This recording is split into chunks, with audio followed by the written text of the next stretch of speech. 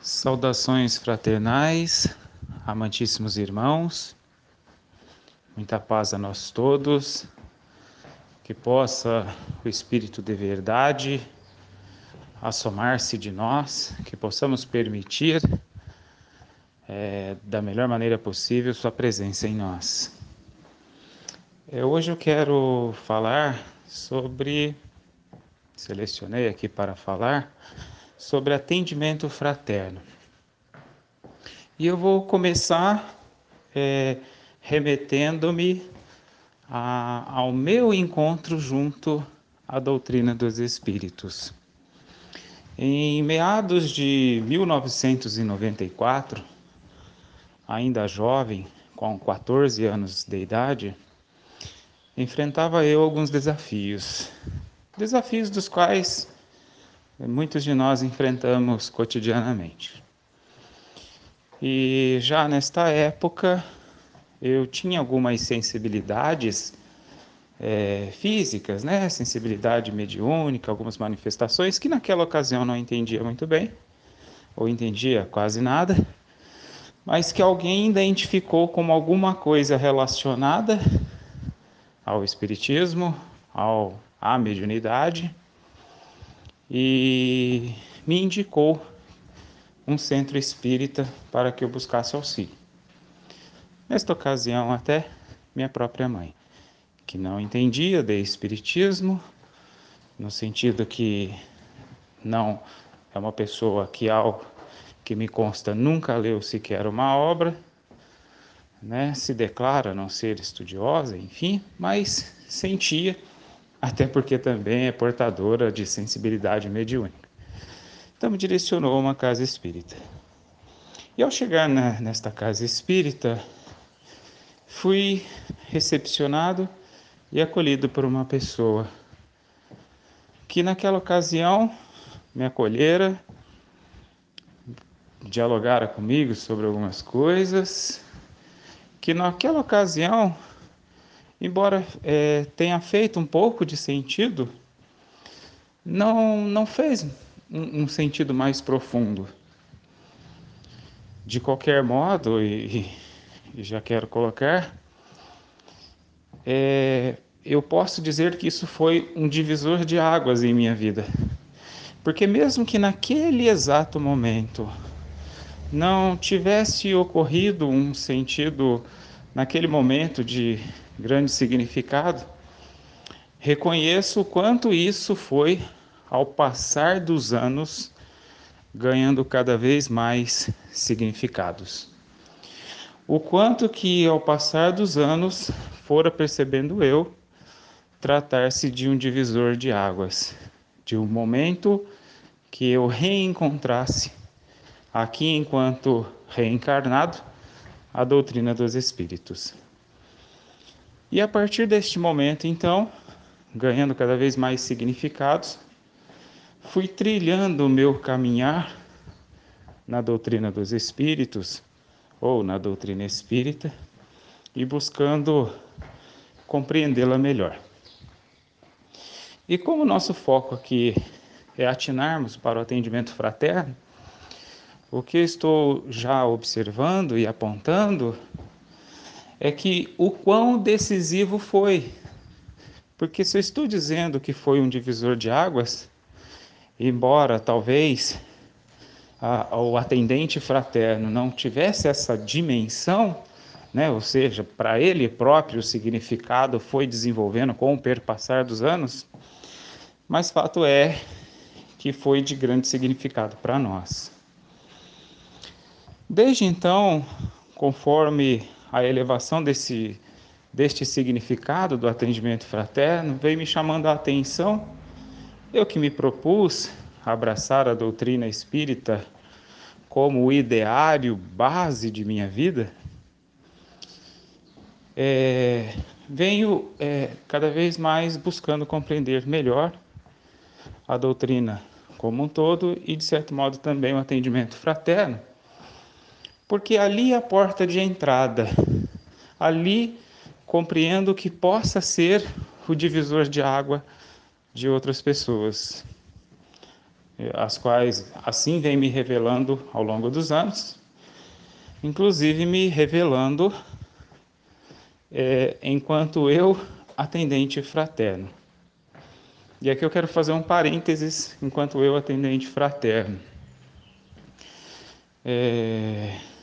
Eu tenho trabalhado ao longo dos anos de uma maneira um tanto modesta, no sentido de que o meu trabalho que eu venho realizando, eu não venho divulgando como realizador, salvo em momentos que eu compreendo isso ser necessário, subsidiador para realizar aquela atividade, mas via de regra eu me abstenho.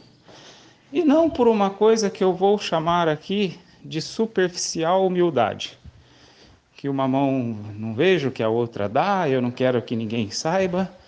Na verdade, eu até compreendo que quanto mais souberem, melhor seria, porque o objetivo é a divulgação da doutrina dos espíritos.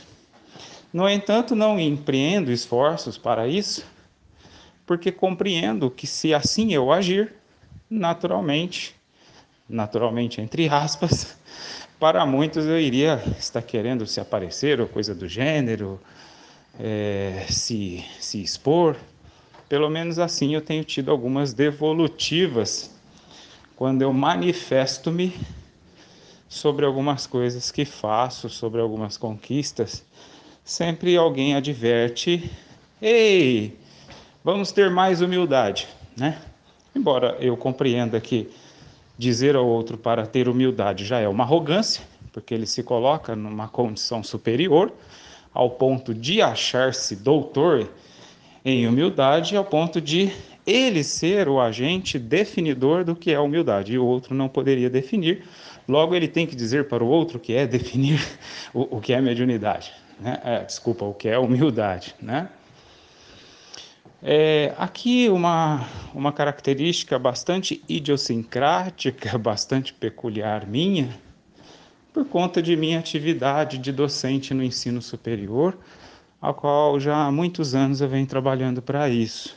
O que eu estou dizendo, em outras palavras, é que eu também estudo metodologias comunicacionais. Como docente, devo estudar didáticas, devo estudar a pedagogia, a andragogia, as metodologias, para assim eu possa exercer melhormente cada vez mais a docência. E, naturalmente, estas coisas vão impregnando em meu cotidiano e vão fazendo parte do que sou. Por mais que eu busque o nortear do meu ser, naturalmente algumas coisas vão impregnando em mim e são, digamos assim, né, são vinculadas, não são de desvínculo deliberado de minha parte.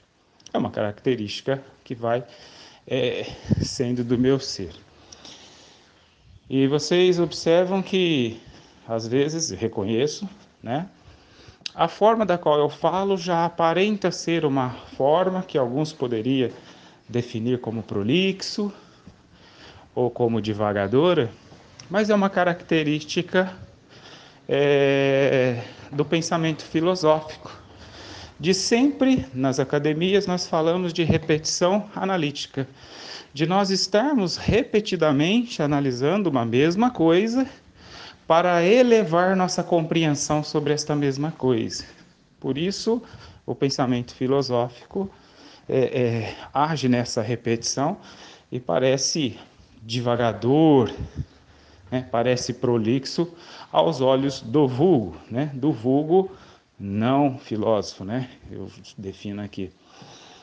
Então, continuando sobre este atendimento, sobre o marco divisor, né? Sobre o divisor de águas, percebo quanto isso foi muito importante e venho também, ao longo do tempo, estudando estas questões. Eu tenho administrado nos últimos anos algumas atividades, principalmente atividades em âmbito virtual. Hoje possuo alguns canais de YouTube, com mais de 20 mil seguidores. Tenho pessoas que fazem parte desta rede em toda a parte do Brasil e alguns países do mundo, como França, Espanha, Angola, Alemanha, Portugal, Estados Unidos, em uns 8 ou 9 países, há pessoas acompanhando estas minhas atividades.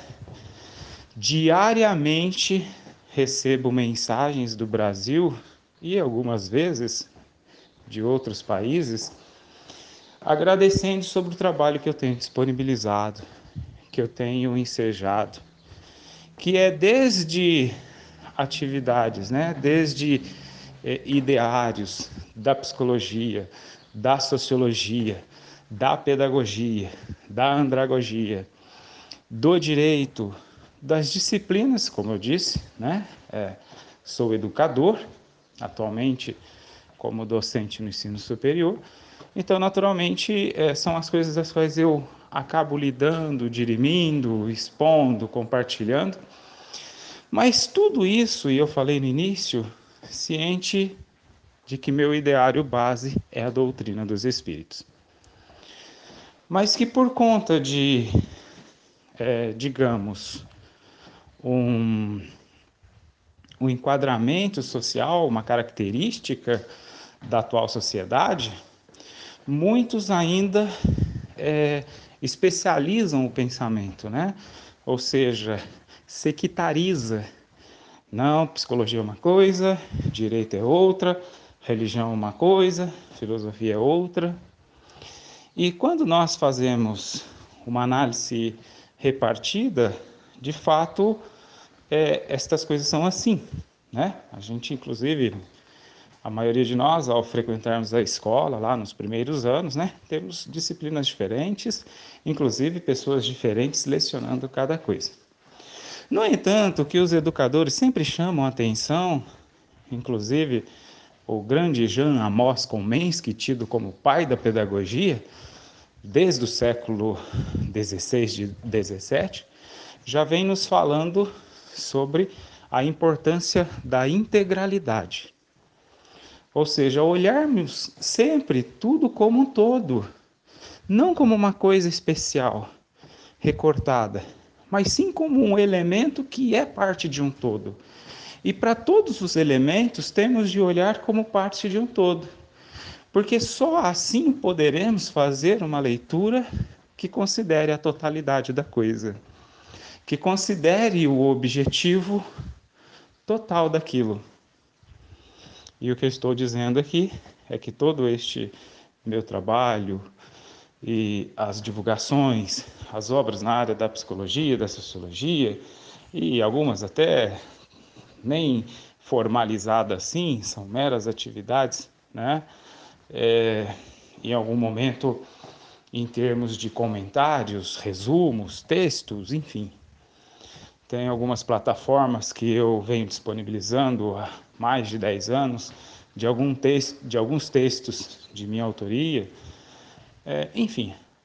Mas tudo isso com um propósito de que seja algo que, em algum dado momento, apresente para o sujeito que depara com aquilo um marco divisor, ainda que em pequena escala, como se fosse um passo para aonde ele quisesse chegar, mas que naturalmente, após vários passos, ele irá se aproximando, se for através do conteúdo que eu exponho, disponibilizo, ele vai acabar chegando no que eu chamo de ideário base. Da onde vem minha sociologia, minha pedagogia, né? Citei Jean Amos Komensky, educador, mas nós vamos observar que a linha do professor Hipólito Leão Denizado Rivaio deriva de Jean Amos Komensky, né? Como discípulo de Pestalozzi, que também era educador, né? Pestalozzi, por sua vez, buscando seu referencial em outros que derivaram de Jean Amos Komensky, ou Comênios, como muitos conhecem. Então, naturalmente, os sujeitos aproximariam, né, desse ideário base. E é nesse exato momento que entra o que eu defino de atendimento fraterno. Ou seja, no momento que o sujeito vai dando passos e vai chegando em várias formas idealizadas, ideologizadas ou sectarizadas de analisar algo, depois, após de vários passos, ele vai chegando, se for, como eu disse, através do meu conteúdo, no ideário base. Mas a hora que ele se depara com um recorte chamado Espiritismo, com uma ideologia ou uma doutrina social, já comecemos a definir de modo mais amplo a doutrina espírita, quando ele começa a aproximar, é quando entra em cena o que eu defino de atendimento fraterno. Que muitas vezes, talvez até os anos de 1980, sempre em todos os casos foi através da ida de um sujeito até uma casa espírita ou através da leitura de uma obra. Nós vamos olhar na história quanto muitas pessoas, e aqui, por exemplo, Bezerra de Menezes, se torna espírita, na verdade, através de um livro, né? Recebe a obra de um amigo. Nós vamos ver na origem do espiritismo muitas pessoas recebendo de presente um livro e tornando-se, né, os Bezerras de Menezes da vida. Muitos tendo esse contato com a doutrina de modo bem específico através da codificação do professor Hippolyte Léon, né, que eu vou chamá-lo de Allan Kardec, que assim ele propõe que seja chamado, para distinguir ele enquanto educador de suas dezenas obras na área da pedagogia, na área da didática, na área do conhecimento científico, da nova ciência que ele vem a desenvolver, conhecida como Espiritismo.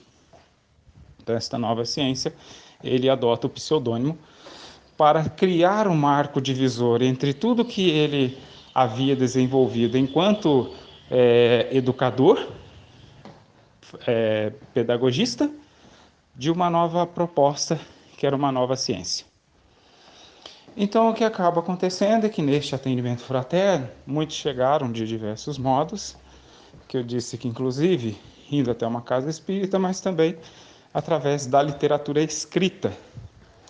No entanto, após 1980, um período que alguns teóricos definem como revolução científica tecnológica, ou marco inicial da revolução científica tecnológica, nós começamos a ter mundo virtual. O mundo virtual, então, começa a ganhar espaços.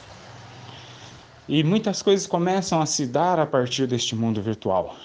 Eu, por exemplo, possuo milhares de obras digitais, conhecido arquivos PDFs, arquivos docs, ou até mesmo em outros formatos digitais.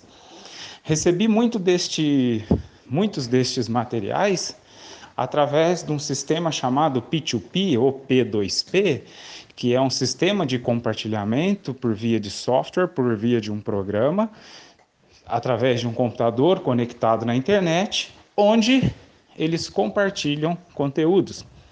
Então, muitos livros, muitos materiais, apresentações em PPT, PPX, PowerPoint, ou até mesmo em imagens, em PDFs, enfim, muitas dessas coisas eu recebi através destes meios. Inclusive, este podcast que eu faço neste exato momento é baseado em alguns podcasts que eu recebi através destes sistemas. Inclusive do venerável amigo Reinaldo, doutor Reinaldo Leite, advogado que morava na região da capital de São Paulo, né?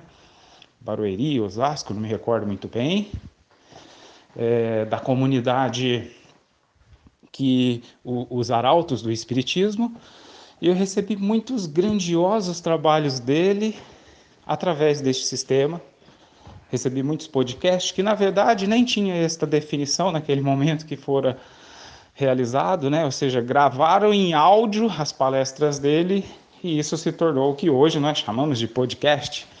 Podcast, para quem não sabe, é um material especificamente desenvolvido para ser registrado em áudio, com uma duração média de 43 minutos. Embora não exista um parâmetro para dizer quantos minutos um podcast tem de ter, mas fato é que a média é de 43 minutos. Então, recebi vários materiais por este sistema e, graças a isso, fui cada vez mais aproximando-me do ideário que eu disse tratar-se de minha base, né? Ideário base, que é a doutrina dos espíritos. E a partir daí, naturalmente, recebi várias outras coisas que não eram especificamente denominadas de espiritismo, porque ao longo de minha carreira acadêmica, enquanto a minha formação inicial em TI, depois como administrador, depois como em serviço social, depois como educador, enfim, ao longo de minha vida acadêmica, muitas outras coisas me foram chegando através destes sistemas, né? Muita literatura, filosofia da ciência e da tecnologia, de professor Edson Regis de Moraes, professor José Francisco Moraes, professor doutor da Unicamp, ainda atuante nos dias de hoje, que naquela ocasião, há mais de 10 anos atrás, eu, ao ler sua obra, fiquei muito ligado, fiquei muito conectado com sua obra, Filosofia da Ciência e da Tecnologia.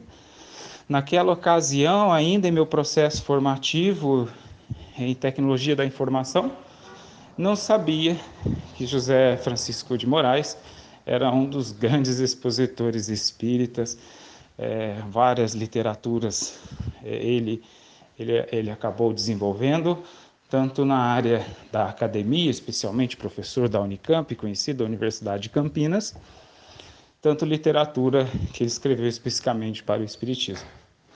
Então muitas coisas me chegaram através destes sistemas. Estou aqui desenvolvendo um pouco apontando um pouco esses sistemas, o crescimento destes sistemas, para começar a apontar o que eu visualizava como uma tendência e como uma necessidade. Enquanto eu encontrei muito daquilo que eu precisava através do meu marco inicial na doutrina espírita, encontrei através do mundo virtual, começou uma vez que a minha formação inicial era em TI, começou eu a dar mais atenção para este espaço virtual, para trabalhar com a doutrina espírita neste espaço virtual. E nunca foi desconsiderado nunca desconsiderei este trabalho, porque enquanto especialista em TI, aquele que estava lidando profissionalmente com a área, eu visualizava que aquilo iria ganhar o mundo, que aquilo era uma tendência crescente de modo exponencial, a cada vez mais, e que nós chegaríamos em tempos onde eu estaria caminhando em minha residência e gravando um podcast, e isso seria disponibilizado inicialmente através de um grupo de WhatsApp criado para tal, mas que também não se limitaria. Ele eventualmente seria compartilhado por estes membros componentes, mas eu próprio iria disponibilizá-lo em plataformas das quais hoje eu disse que possui dezenas de membros, como canais de YouTube, além de blogs, além de Facebook, além de envio de links por e-mail e assim sucessivamente, né? Como eu disse, é um conjunto de plataformas que eu atuo, distribuo, dissemino conteúdo e que muitas vezes são chegados até as pessoas sem sequer elas sonharem com a minha existência, porque o propósito é a disseminação do conteúdo e, naturalmente, não a disseminação de minha autoria. Mas que aqui estou também apontando que, uma vez que vai ampliando este mundo virtual, vai ampliando a possibilidade de depararmos com os sujeitos autores, né? Ou com os atores da situação. Por exemplo, nós temos hoje ganhado as mídias de massa grandes professores de grandes universidades, né? O que eu estou definindo aqui são os famosos e conhecidos, né? Que a gente até já aponta, né? Leandro Carnal, Mário Sérgio Cortella, Dr. Clóvis de Barros Filho, o qual tive a honra, este último, de ter sido meu professor na USP. Então, nós hoje temos estes, né, grandes mestres da academia, grandes professores, educadores, expostos na mídia de massa. Coisa que nós vamos observar que eles próprios falam sobre o quanto eles permaneceram décadas enclausurados nas salas de aula das universidades, acessíveis a apenas um pequeno, minúsculo grupo da sociedade, né? E hoje, um Zé Cruzeiro como eu pode ter acesso ao conteúdo deles, né? Zé Cruzeiro no sentido carinhoso do termo, né? Eu aqui, cruzeirense, distante da capital, tive a honra e a oportunidade de ter cursado com um destes professores, graças à tecnologia. Aliás, sequer eu teria conhecido a existência deles se não fosse a tecnologia a qual hoje eu utilizo. Então, como eu falava sobre estes conteúdos chegarem através de tecnologias, venho trabalhando e administrando tecnologias, plataformas para a disseminação deste conteúdo. E eu disse que o momento que o sujeito, em cada passo, porque neste universo de conteúdos, que eu disse ser muito amplo, onde eu trabalho, dissemino, divulgo, coordeno atividades na área de inteligência espiritual, da inteligência social, da administração, ou seja, da especialização do pensamento, ou da disciplinas do pensamento, né? Disciplinarização do pensamento, é chegada uma hora que o sujeito vai abarcando uma certa totalidade, que ele vai chegar no que hoje nós definimos como espiritualidade, que naturalmente não é religiosidade. Mas a religiosidade é também um aspecto da espiritualidade, porque a espiritualidade é a totalidade, é a integralidade do sujeito. Ou seja, é ele como um todo. E neste como um todo é onde eu começo a apresentar a doutrina espírita, porque a doutrina espírita é a ciência que considera o todo. Por isso, uma nova ciência. Por que Allan Kardec sabiamente define o espiritismo como nova ciência? Porque ele estava dizendo que ela era uma ciência que não era mais sectarizada, que ela não era uma ciência disciplinarizada, e embora ela era também uma ciência que, em tese, a princípio, ela era um segmento, mas ao começar a estudar, nós vamos olhar que este segmento propõe um reconhecimento da totalidade. Por isso que o próprio Allan Kardec escreveu em sua última obra, no último parágrafo, no último título, Obras contra o Espiritismo, propondo-nos que buscássemos em outras literaturas, em outras disciplinas, em outros segmentos, em outras ideias, aquilo que viesse a sustentar os ideários da doutrina espírita. Olha que coisa magnífica, né? No sentido de que estamos, então, de fato, a tratar de uma doutrina totalitária, ampla. Então, essa nova ciência, eu disse que acaba sendo o ideário base, que eu, Alan Christian, nessa reencarnação, adotei como parâmetro referencial para todas as demais formas de pensar, para todas as outras estruturações de pensamento. E uma vez que eu adotei, é o que de fato eu acabo às vezes apresentando como alternativa no caminhar dos sujeitos, e eu disse que é aí que entra o atendimento fraterno, que é quando nós fazemos o primeiro contato com o sujeito de um mundo muito grande, que naturalmente de início eu nunca poderei falar assim, né? O que via de regra, se alguém aproximasse de mim e declinasse como interessado no espiritismo, o que eu responderia bem objetivamente, bem brevemente, é: leia o que é espiritismo. Quer saber o que é espiritismo? O codificador do espiritismo já escreveu um livro para dizer o que é espiritismo, né? Leia o que é espiritismo. Eu, como sou bastante conservador, entre aspas, né? Eu diria, leia o que é espiritismo. Mas se ele já me disseu, mas eu sou da geração após 1980, eu acho que livro é uma coisa ultrapassada, porque foi criado no século 1000 antes de Cristo, 2000 antes de Cristo, é uma coisa ultrapassada, é para quem não tinha nada o que fazer o dia todo, para quem era aposentado e não ia enfrentar, não precisa trabalhar e não tem compromissos sociais e tem como ficar lendo o dia todo. E eu não tenho essa condição, nem se eu tivesse tempo, minha casa tem um monte de gente, ou eu não aprendi a ler muito bem, porque essa geração de 1980 estão cada vez menos leitores, exatamente por conta das tecnologias que possuem recursos audiovisuais, ou seja, é cada vez mais fomentado que não se leia, né? Na prática, isso vem acontecendo, por isso a gente tem os Netflix da vida comprovando esta minha tese. Então eu sugeriria para ele alguns vídeos, como por exemplo, um vídeo de 7 minutos do professor Dr. José Raul Teixeira, professor universitário, físico, que elucida numa entrevista de 7 minutos o que é espiritismo. Então eu indicaria isso para ele.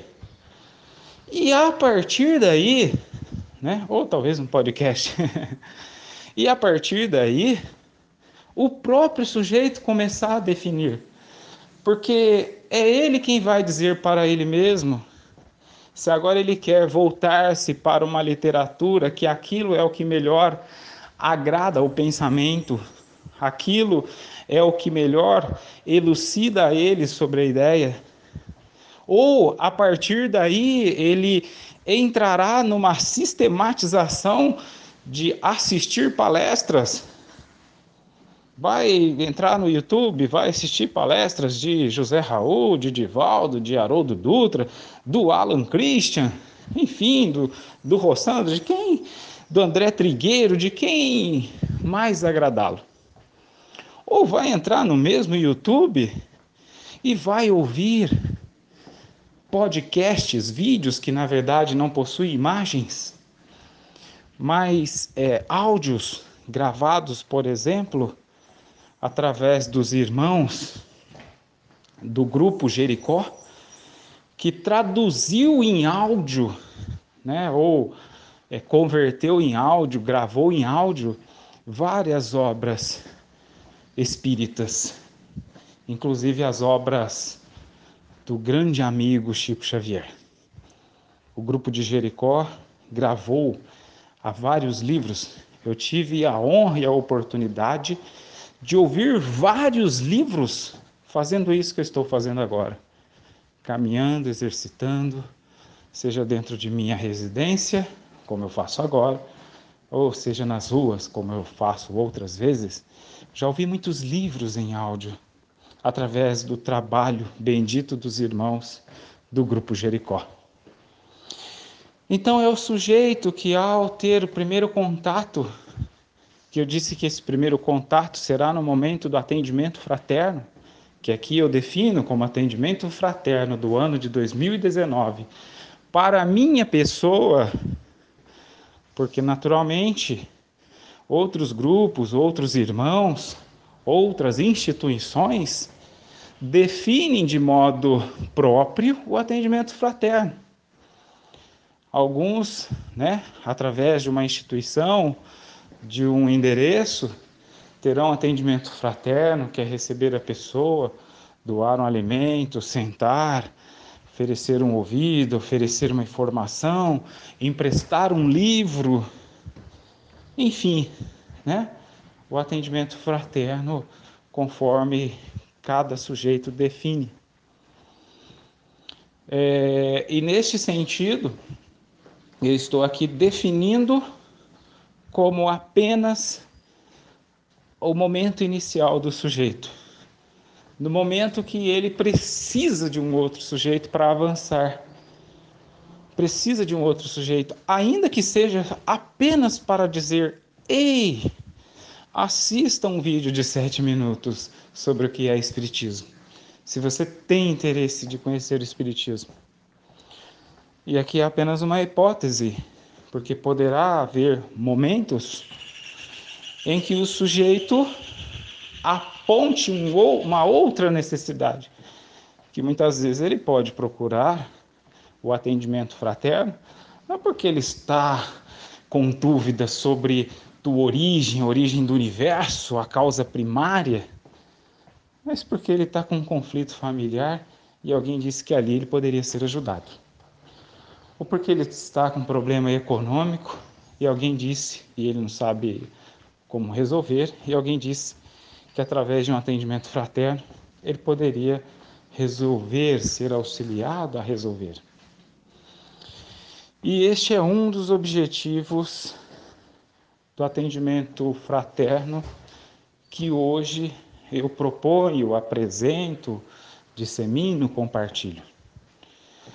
E aqui chamo a atenção que o atendimento fraterno do qual eu falo, embora seja como eu esteja agora definindo, não é um atendimento fraterno que ocorrerá em todos os momentos, em todas as situações, do modo que eu defino. Porque, como eu disse, aí depende. Eu já fiz muitos atendimentos fraternos que eu não chamei de atendimento fraterno, que eu não disse para o sujeito que era um atendimento fraterno. Muitas vezes os sujeitos me escrevem, me fazendo perguntas, que sei eu que estão buscando um atendimento fraterno, um amparo, um auxílio perante uma questão, mas que naquele momento eu não defino como atendimento fraterno.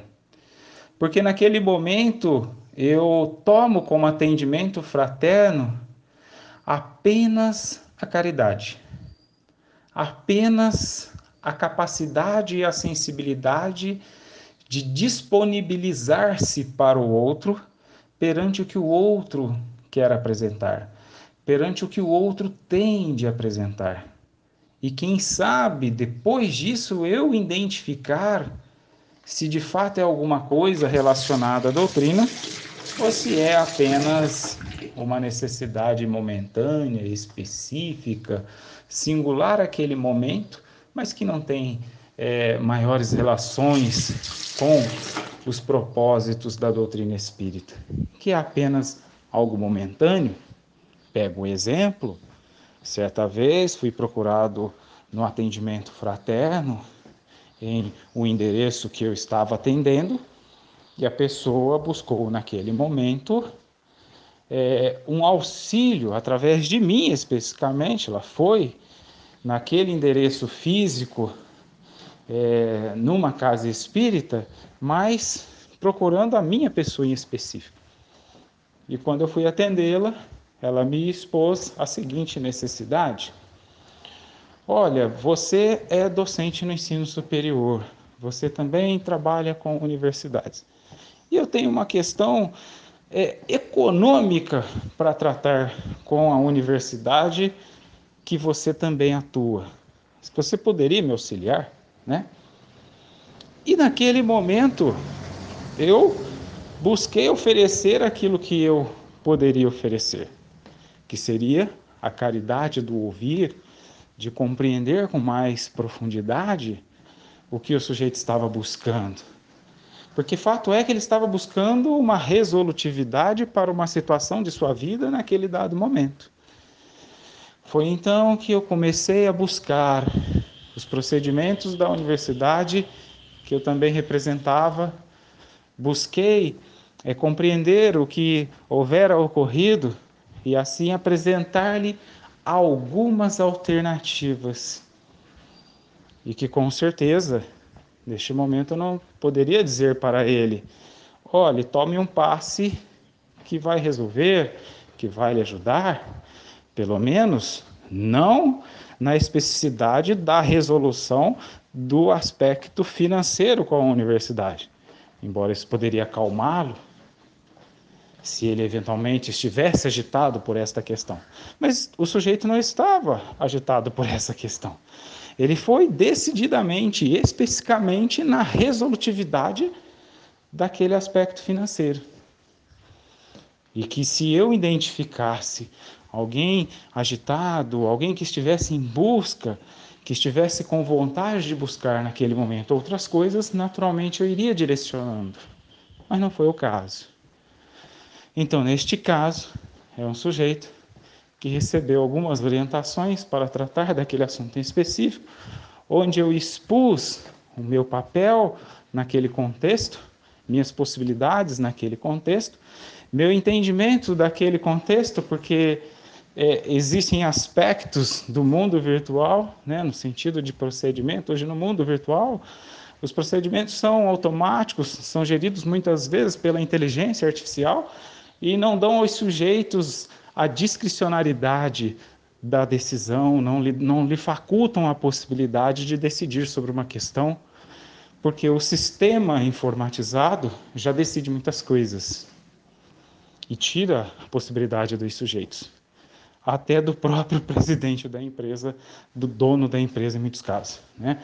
Porque é uma inerência da virtualização dos procedimentos, né?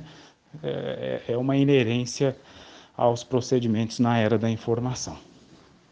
Bom, esse podcast era para falar um pouco do atendimento fraterno, e como agora eu finalizarei em 1 minuto, quero fazer um resumo disso tudo que eu falei, disso tudo que eu busquei falar neste momento, que é o atendimento fraterno. O que é o atendimento fraterno?